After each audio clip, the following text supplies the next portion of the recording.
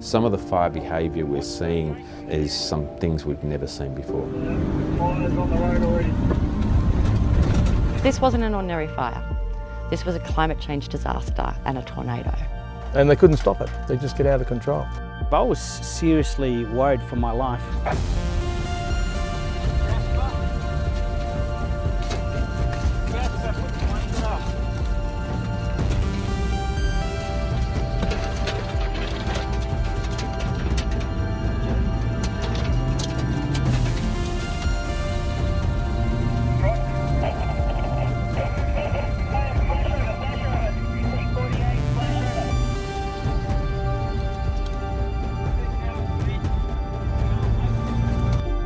It doesn't get any bigger wake-up call than this. What's happening here in Australia is really a warning to all of us.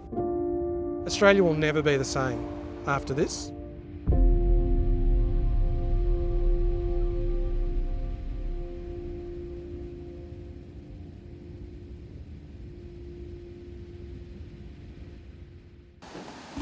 We've been going this non-stop for 5.5 months. We have not had a break. We started early on the northern part of the state, but it never stopped. A summer of fire and ash haunts Australia. We ended up really with all the areas of the state alight all at once. We've burnt a record amount. The scope of damage from hundreds of massive brush fires is staggering. 34 lives, 46 million acres, 1 billion animals. Hundreds of firefighters hurt. Close to 3,000 homes incinerated. I think we had over 1,000 lost on one day, and that's on New Year's Eve. 57% of people here have been directly affected by the fires or the smoke. Recent heavy rains have helped immensely, and the fires are finally out. Because we're in a drought and the landscape's so dry, these fires are taking hold and proving really difficult to put out. Bushfires are a part of the fabric of life here. For about 6 months around the summertime, we see a mix of severe weather. We get extreme heat waves, we get bushfires, we get tropical cyclones every single year. But not like this. We're seeing these events that we've never seen before, so it's therefore really hard to control them because we don't really know how. Unprecedented is the word people keep using. It's unprecedented. It's completely unprecedented, completely out of the blue. I've been photographing fires for about 25 years. Places you would normally consider safety zones and areas you could get out of, or areas where the fire behaviour shouldn't be that bad, the fires were tearing through there. It was very hot and it was very dry for a really long period of time before the fires started. Officially, it was the warmest and driest year on record, and those records go back to the early 1900s, and that's for the country as a whole. We had such little rain and such high temperatures that exacerbated that bushfire fuel, and that's why we saw such bad bushfires at the end of the year. Heat and drought conditions in Southeast Australia are often the product of natural weather patterns. We saw two strong climate drivers affecting Australia.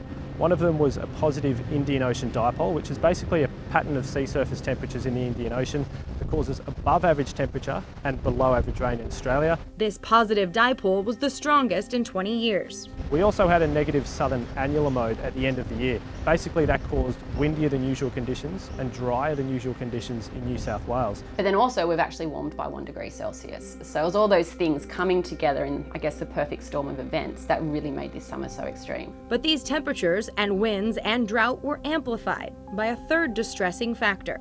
Hello, we have serious climate change going on here. Scientists have been ringing the alarm on climate change for decades. One of the loudest modern-day voices is Dr. Michael Mann, an American climatologist, professor, and author. Mann just happened to be in Sydney on sabbatical during the record-breaking wildfire season. It's pretty easy to connect the dots on this one. Again, we would not have been seeing such widespread, intense, and fast-spreading fires if it were not for the dryness and the heat due to human-caused climate change. Why should someone watching this in the United States, in South Florida, care about what's happening thousands of miles away in Australia? Well, what's happening here in Australia is really a warning to all of us. Pretty soon, we are going to see the same sorts of unprecedented events. Climate change is clearly one of the key things that drives fire and fire behaviour. How do we know these things? Because we can read English. It's been documented time after time after time, and now the science has developed to the stage where we can actually start to pin individual fire events to actual changes in climate. Here, the triggers of fire's fury descend from the sky. The fires we've had are overwhelmingly lightning strike fires that have caused a lot of destruction this year. And when we have dry lightning strikes, then we have more ignition points and we have more issues to do with fire. They weren't able to stop the ignitions. They were just, lightning strike would start something up and they just couldn't stop it. Often it's a vicious and merciless cycle. As lightning sparks fire, fires can in turn create lightning. Fires get so big, they start creating their own lightning and their own wind. The huge plumes of smoke cool as they rise into the atmosphere. Then they form clouds that can cause thunderstorms. New fires spark, winds whip, often overwhelming anything in its path. Firefighters sometimes lucky to escape. As fires give rise to more fire, climate change amplifies even more climate change. It's called the carbon feedback loop. That carbon that we've been putting out of the atmosphere is now being released back into the atmosphere in terms of smoke, but it continues because the dead trees that come down, they will rot over the next 10 years and they're still releasing carbon. They have now, in a period of a couple months, put as much carbon into the atmosphere because of these bushfires than they had put into the atmosphere from the last year. Vibrant forests reduced to pools of soot.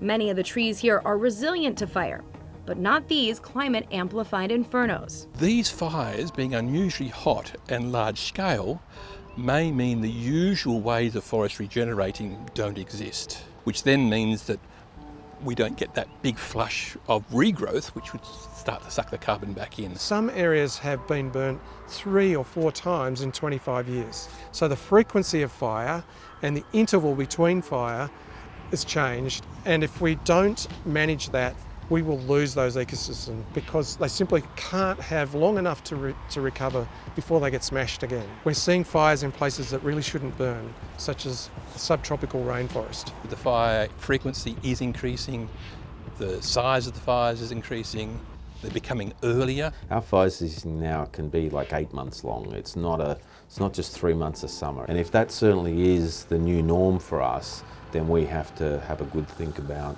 what that looks like for us going forward. So the fires that we have just experienced now occurred under 1 degree of global warming. So what can we expect in 20 or 30 years' time? What will these fires be like then? Climate change is a global disease. Wildfires are just one symptom. Florida is no stranger to fire, but large-scale blazes are mitigated by controlled burns and built-in humidity. Here, the threat of climate change is not a song of fire, but of water. We're the tip of the spear. One of the biggest impacts of climate change is sea level rise. And most people here in South Florida live at about sea level and near the sea.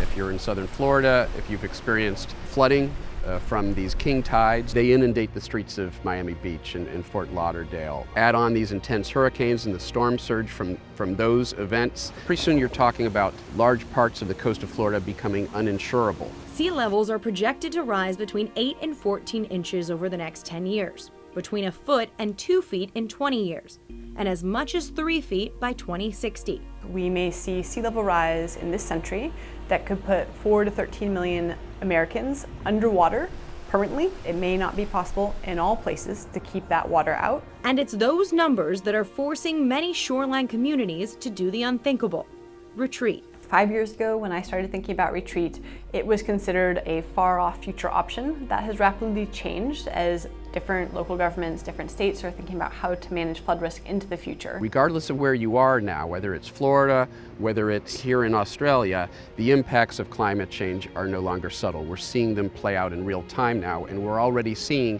the threat that they pose to us and our environment. Whether it's fire or water, climate change is Earth's most formidable threat.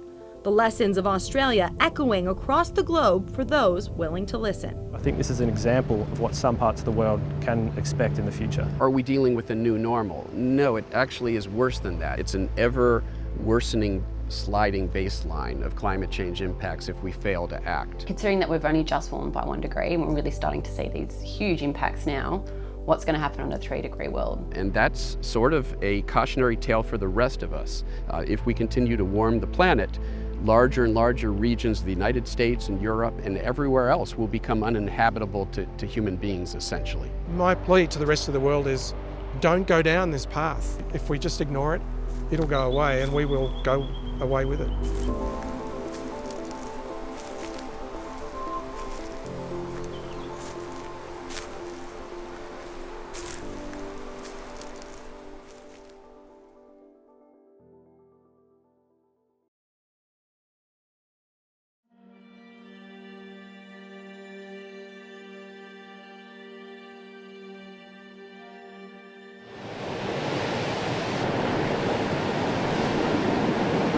Amid the unprecedented devastation in Australia, an unfathomable catastrophe.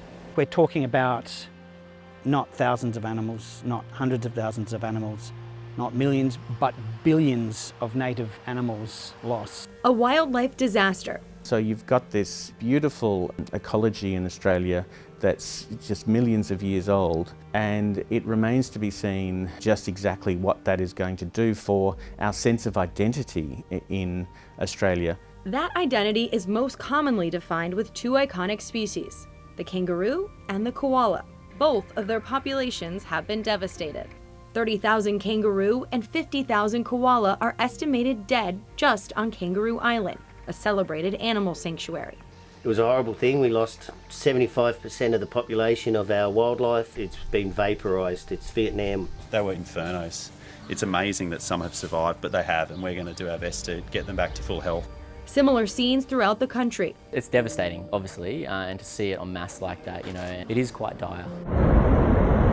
New Year's Eve blazes ripped across the south coast, including in Mogo. So the wraparound veranda went all the way around. Ray Harvey runs Wild to Free Kangaroo Sanctuary here. That's the fire break into Mogo. She was forced to flee by boat and watch this peninsula burn. You have kangaroos that obviously depend on you to a certain extent.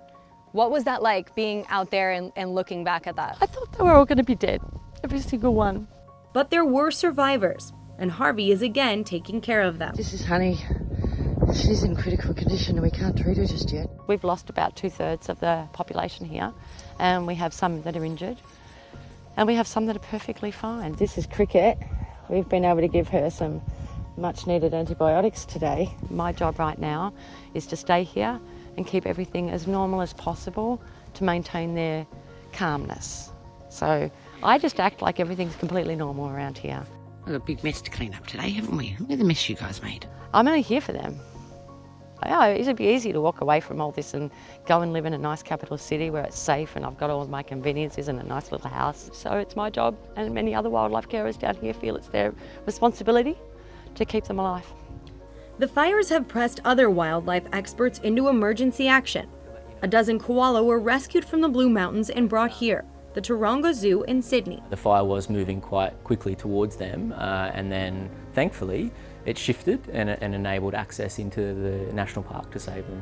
They were found by a radio transmitter tagged on one of the animal's ears, and now cared for around the clock until they can safely be released back into the wild. Those animals who were lucky enough to survive the fire face another potentially deadly threat, the almost total loss of their food supply. Koala lives in eucalyptus trees and it feeds on the leaves from those trees. So while they're burnt, that means that their habitat is limited and the food is even worse. Koala also face the threat of development. They simply have less land to choose from, causing a population bottleneck. And so then when a fire goes through, instead of taking a small portion of a population out, it takes a large number out. But the ultimate threat to both of these species lies with the planet's biggest challenge. This wasn't an ordinary fire. This was a climate change disaster and a tornado. What does climate change look like for the koala population? What happens down the road if things are Look, I mean, if things keep going on the track that they are, it doesn't look great. Drought for a koala isn't great. It means that they need to access lower lying trees in gullies and things, so it restricts their habitat quite significantly. Over the years, every plant and animal has adapted to its environment. And if it slowly changes, they will also slowly adapt to it. It's when they quickly change, then they don't have time to adapt, and you could lose species just like that. We've seen animals that are already extinct as a consequence of the change in climate. Plants and animals used to think spring was safe. It was wet, lots of food around. That's when you build your nests and have your babies and what have you. Babies can't cope with fire. Fire comes into spring, suddenly the entire population disappears. That entire generation is burnt out. Kangaroos and koalas like this one exist nowhere else in the world. If the devastation to their population continues, they move dangerously close to extinction. The vast majority of biodiversity in Australia occurs nowhere else. So that means that Australia has an enormous custodial role to protect the biodiversity that's here. Not only for the nation itself, but for the rest of the planet. What is the value of biodiversity? Most critically for humans, biodiversity is the fundamental driver of how ecosystems work. So that means that biodiversity is important for pollinating our crops, dispersing seeds of trees, influencing how ecosystems grow. If those ecosystems don't function, then humanity is massively challenged. Is extinction a real possibility for these animals if climate change goes unchecked? So Australia leads the world in mammal extinctions. A classic example is this wonderful animal called the greater glider. It's, for all intents and purposes, a small gliding koala, but very sensitive to climate change, very sensitive to fire, and very sensitive to logging. And that animal is in lots and lots of trouble. The koala before drought, before the fires, was already a species at challenge. There was a potential that koala could become extinct in the next 30 years. These bushfires have really just elevated that. What you see in Australia now is a result of extreme climate changes. Extreme heat, which has led to drought, which has led to these horrific fires. Ron McGill has dedicated a lifetime to animals, and he sees a growing threat of climate change to our native species. We could lose in the next 50 years over 1 million species of animals, over 1 million species of animals, primarily associated with climate change. South Florida is actually a mirror of that. When you look at it, South Florida is really ground zero in the United States when it comes to climate change and what climate change can do to this incredible place that we live in. While the animals of Australia face the danger from fire, the biggest threat to our wildlife stems from water. Sea level rise. This is something that's probably the single most catastrophic potential here in the state of Florida. 1 foot sea level rise will wipe out half of the habitat for most of the animals that live in the Everglades. The key deer. Here's an animal that lives basically on a key that is only a few feet above sea level. 1 foot rise in sea level could wipe out the entire population of key deer. The manatee, with the warming of the oceans, you've got algae blooms, you've got red tide. Red tide causes a type of toxin that was found to kill almost 200 manatees a couple of years ago. We are directly connected. Look at Australia. It could be the canary in the coal mine of what could happen here in South Florida. When it comes to fires, when it comes to hurricanes, when it comes to droughts, all those things have catastrophic effects and are in the future for us if things don't change. What can the rest of the world learn about what you guys have gone through with this? Well, don't take things for granted, that's for sure. And habitat preservation is just so important. There needs to be a change in value system. We need to value these amazing animals and biosphere around us, because you see what happens when you get some things out of order. This is not fake news. This is science. And people need to understand how important it is, if not for themselves, for their kids and their kids after that. Protect your animals. Don't let progress get in the way of nature. Nature's really important, and protect it with everything that you've got. Because this was called the Nature Coast. Now it's gone. Don't let yours go. Because we've lost ours. And I'm heartbroken.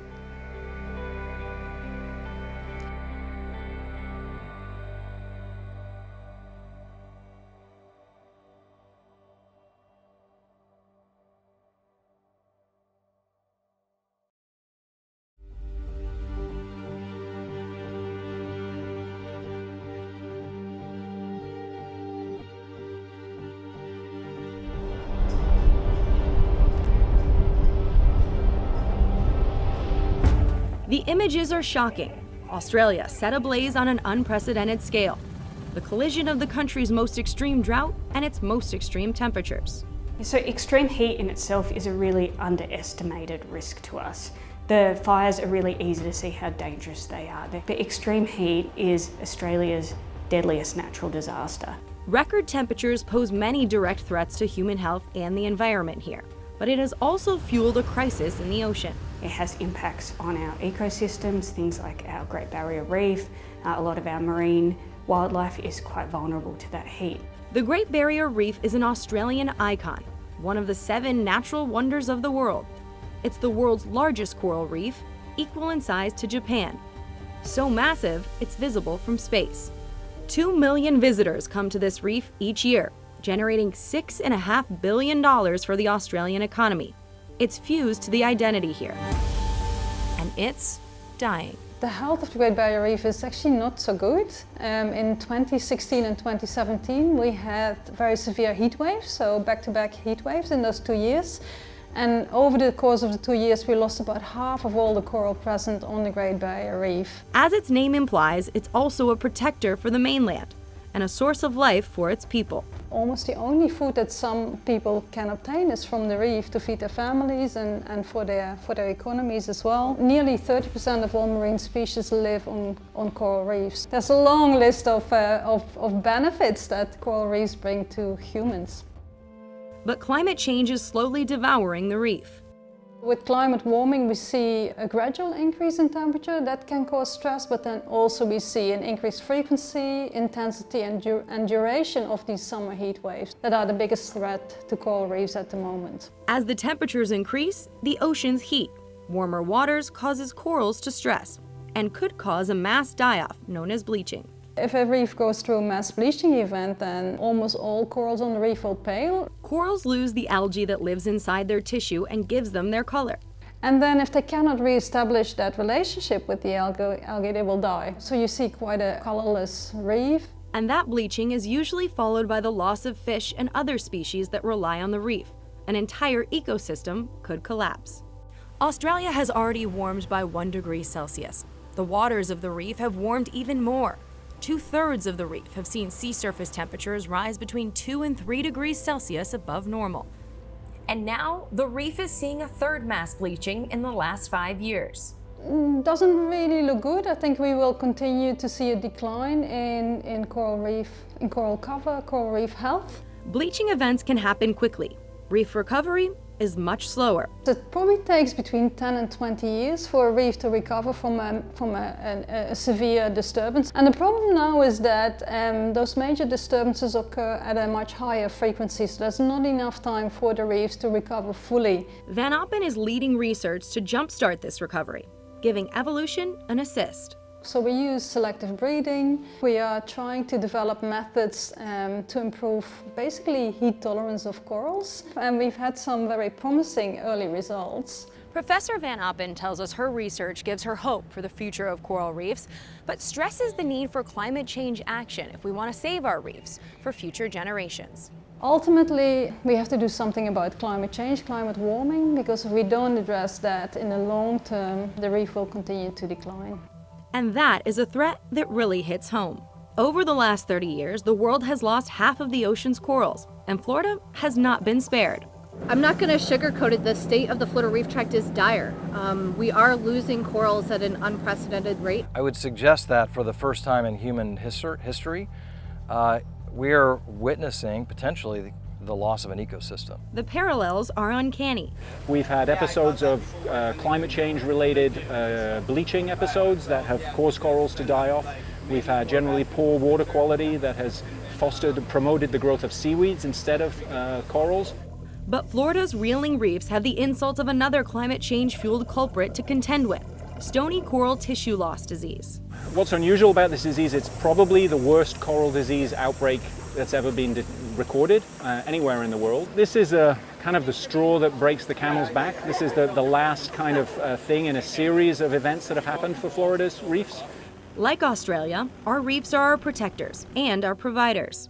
Reefs are the rainforest of the oceans. They're also a huge economic engine for us. Tourism, people come here to fish, to go diving, to go snorkeling. All of that can be catastrophically wiped out just by 1 or 2 degree rise in temperature. They actually protect our coastlines from storms. And in a situation in Miami where everybody's worried about sea level rise, everybody's worried about storm surge, people in Miami Beach are particularly worried about coastal inundation, here's a situation where the natural resources are actually helping protect us from those threats, and yet we're not taking the necessary measures to protect them from the threats that we ourselves are creating.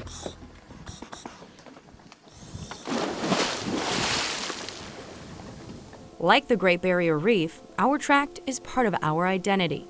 Without the reefs, we don't have anything in the Keys. The reefs are everything. They're what the economy is based on. It's what people's livelihoods are based on. It's what, people's social lives and memories and experiences are based on. And without the coral, no one's going to have those memories in the future. Each year, reefs generate an estimated $4.5 billion locally and account for 70,000 jobs. Unless you value your economy, your environment, you're not going to have it available to be sustainable in the future. And so all of those things that we take for granted that sustain our essentially tourist economy are going to be lost. Like Dr. Van Oppen, researchers here in Florida are trying their own assisted evolution approach, working year-round to rescue and recover our reefs. So what we've started doing is with our corals that we grow in nurseries, we collect the spawn in the nursery, we bring it on land, we do the fertilization ourselves, we rear the larvae, we settle them, and then we put them back in the nursery and outplant them. The efforts are showing promise. Thousands of corals are being saved and replanted. But if the oceans keep warming at unprecedented rates, it may not matter. I'm hoping that what's happening in Australia is a wake-up call to people, not just here, but around the world. For our kids, our grandkids, we'd like them to know what a coral reef is outside of a book. We are losing an ecosystem on our watch, and we just can't allow that to happen. What does the future look like for corals if we do absolutely nothing as far as climate action goes? Curbing climate warming is critically important to try and save coral reefs. If we don't achieve that, there's very little hope for coral reefs.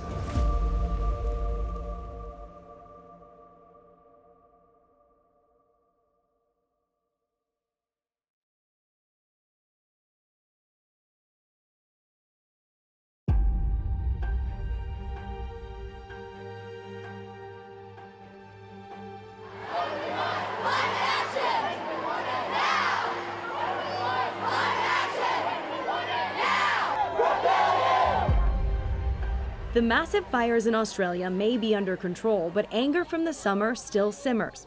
Tell the truth! A scorched countryside and an ecological disaster, rallying thousands to march on all of the capital cities. The masses blasting the lack of action on the worsening climate crisis and demanding change. The youth are rising! No more compromising! But the conservative political leadership here continues to downplay the threat of climate change. We cannot control the natural disaster, but what we can do is control our response. We've been talking about these issues about climate change and extreme events and what the future's going to be looking like for decades, for longer than I've been researching, or maybe even longer than I've been alive, and it seems like it's falling on deaf ears. I find that really frustrating, and it's kind of heartbreaking to see that they're still not taking it seriously. Australians are quite divided on climate change. I think it's been made political, particularly by lobby groups that have either lobby for keeping things as they are, business as usual, but also groups that sow a lot of doubt about whether climate change is even real. Our own Prime Minister, Scott Morrison, doesn't want to go because he doesn't care about the beautiful place we call home. Prime Minister Scott Morrison has been the target of much of the criticism. You're not welcome! I understand the very strong feelings people have. They've lost everything. I think that recently there has been a lot of criticism of the Prime Minister for not taking leadership, and he went on holiday during one of the crucial times for the fires. And I think people link that rightly or wrongly to him perhaps not caring about what's happening with climate change. In Australia, which historically has not been aligned with those sort of climate change denying petrostates, finds itself currently with a prime minister who denies that climate change is real and has done everything to actually block progress in acting on climate. They're coming halfway to the table. They're admitting that there's a problem, but they're still refusing to fix the long-term solution. A lot of it comes down to, but the economy. The economy and coal, that's what it comes down to. Oh, we'll lose too many jobs.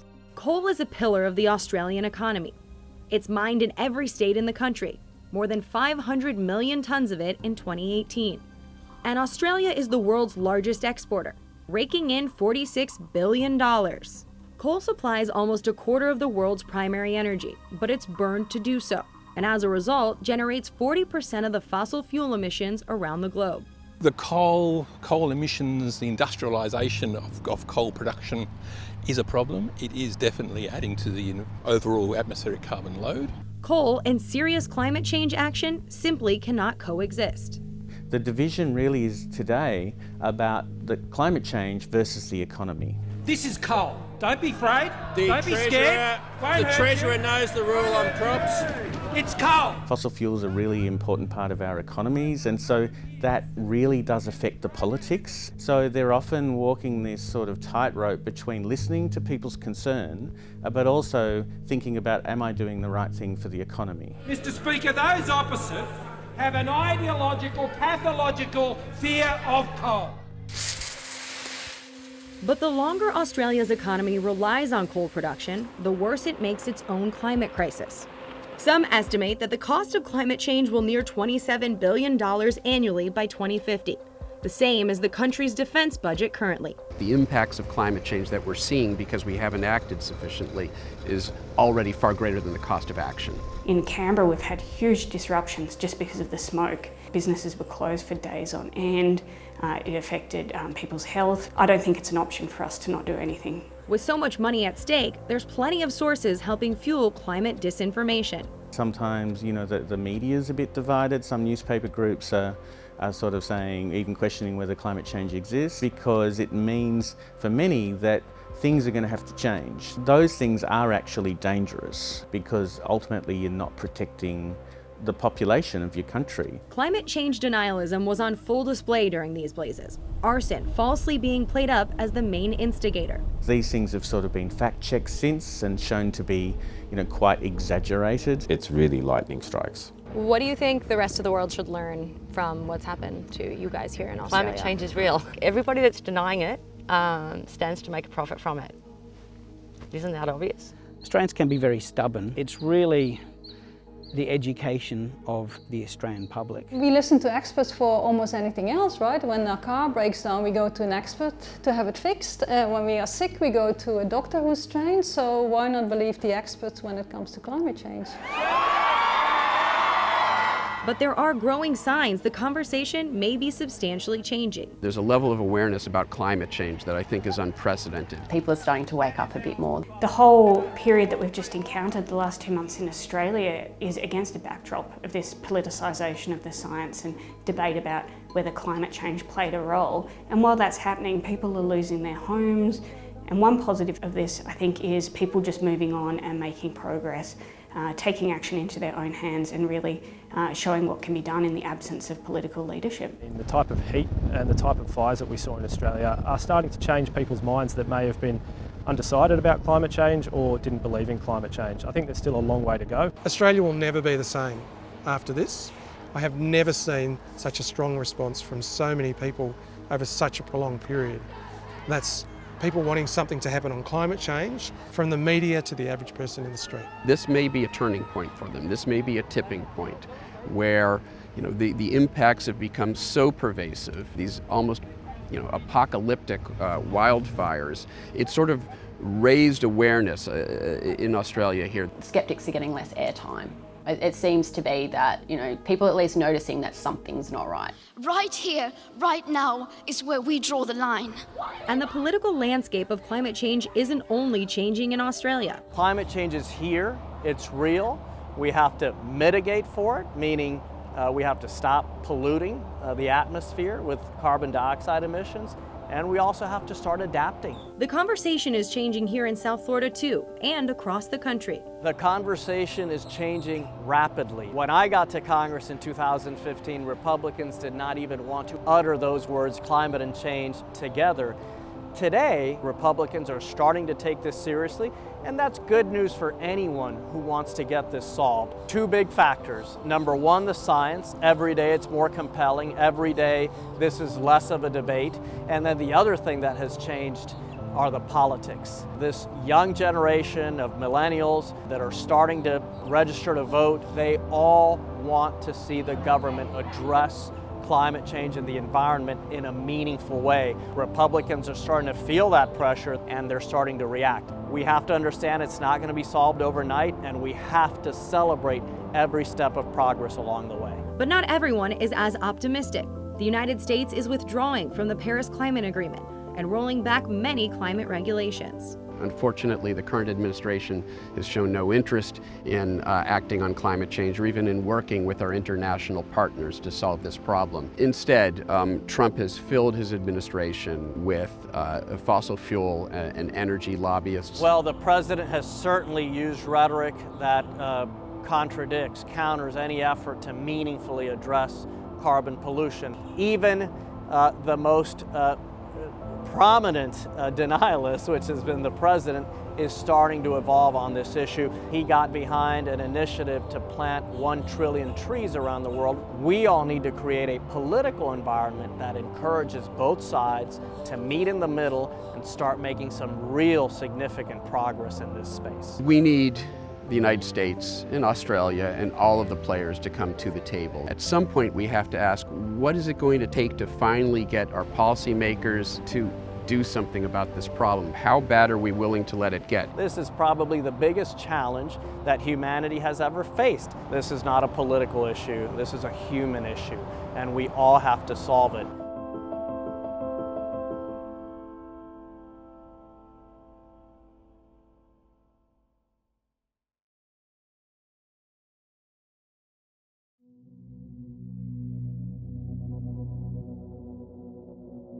I am standing here a traveller from a new reality, a burning Australia, where amidst the endless falling ash, the thing that is clearest to see is that what was feared and what was warned is no longer in our future a topic for debate.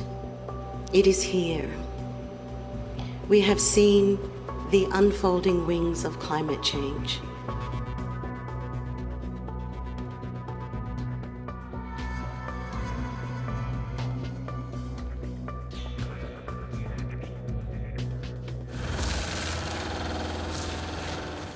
After 6 months, the fires are finally out in Australia. Total devastation. But the recovery is just beginning.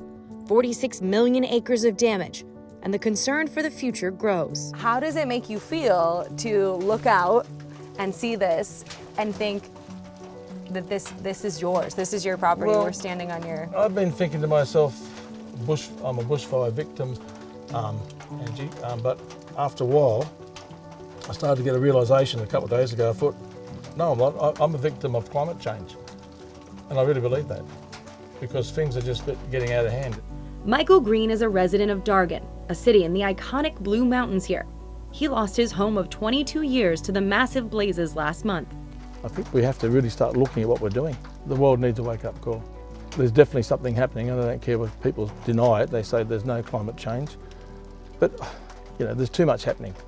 In too many places, too many records being broken. It's not close to home in America. Why should they care, seeing what you guys are going through? I would say to them is that don't think it can't happen to you, no matter where you are. Sooner or later, it's going to affect us all, if it keeps going the way it's going. And to face what this new reality brings, we need leaders to match this moment. To lead is to guide, to have a vision for the way ahead. That is impossible if you deny where we are heading. You have to wonder, where's the tipping point when the average We're person... past it. We're past the tipping point.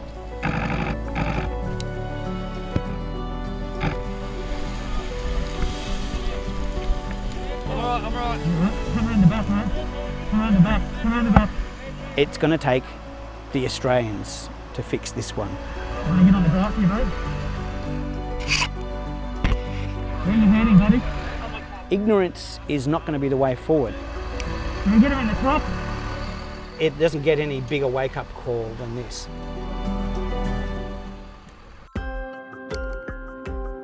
As more and more Australians agree on the problem, finding solutions won't be easy. There are things we can do, and they're not going to be cheap. It's fairly clear, if we want to avert catastrophic warming of the planet, we need to bring our carbon emissions down dramatically over the next 10 years. We can't wait. And action looks like what?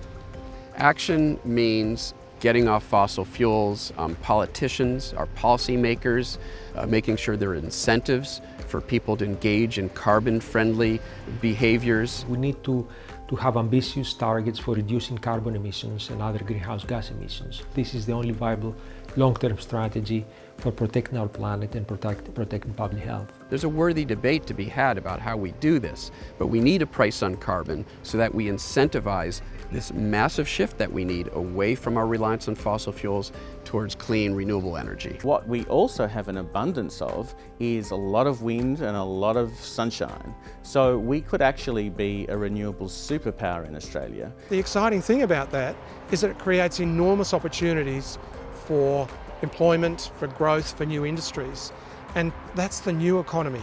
We need to leave the old economy behind because look where it's got us. Addressing climate change is equal parts mitigation and adaptation. Australia has already warmed by 1 degree. More warming is already locked in, but just how much is uncertain. The future is not good, and I hate to think what Australia and large parts of the rest of the world will be like with another 4 to 6 degrees of extra temperature. You know, that will make significant parts of the globe unlivable for the vast majority of people. Particularly in Australia, we've had the bushfires that have been coupled with really bad smoke. Can people go to work? Can the postal service run? We really will have to reconsider, you know, anything and everything, but we will see more of them, and I think that's the scary thing. If we see fires of this ferocity occur more often, we probably won't have time to adapt. As Australia faces the reality of a reoccurrence of these extreme fires, Florida will soon brace for the reality of a new hurricane season. Recent storms so record-breaking that researchers are considering adding an unprecedented Category 6. No one is going to escape these effects. We need to make sure we reduce carbon pollution and adapt our communities, invest in the infrastructure that we need if we're going to continue living in parts of the country like Miami. But economics are at play here too. Will Florida and the rest of the country accept a move away from fossil fuels and the billions of dollars at play? We have to be realistic. Some people think that by the year 2030, we can be an all renewables economy. That's just not realistic. It's going to take everything. We're going to have to make investments in renewable technologies, in carbon capture, in technologies that we can't even imagine today that will help us address this. So I'm worried, but I'm also hopeful. Can humans adapt to this? Well, humans have got to adapt, otherwise I hate to think what the future is going to be like. These things drive at the fundamental core of human society and how we function as a species on the planet. If nothing changes, then what? It's going to be a very difficult world for our children to live in, and their children in particular. Maybe they'll get used to it. I really hope they're not used to the fact that their skies are constantly shrouded in smoke. But that's kind of the world that we're staring down the barrel of. This world has already changed. It is unutterably altered. And that momentous shift will continue. There is what we do not know. And then there is what we come to know. And it's what we do next that makes the difference.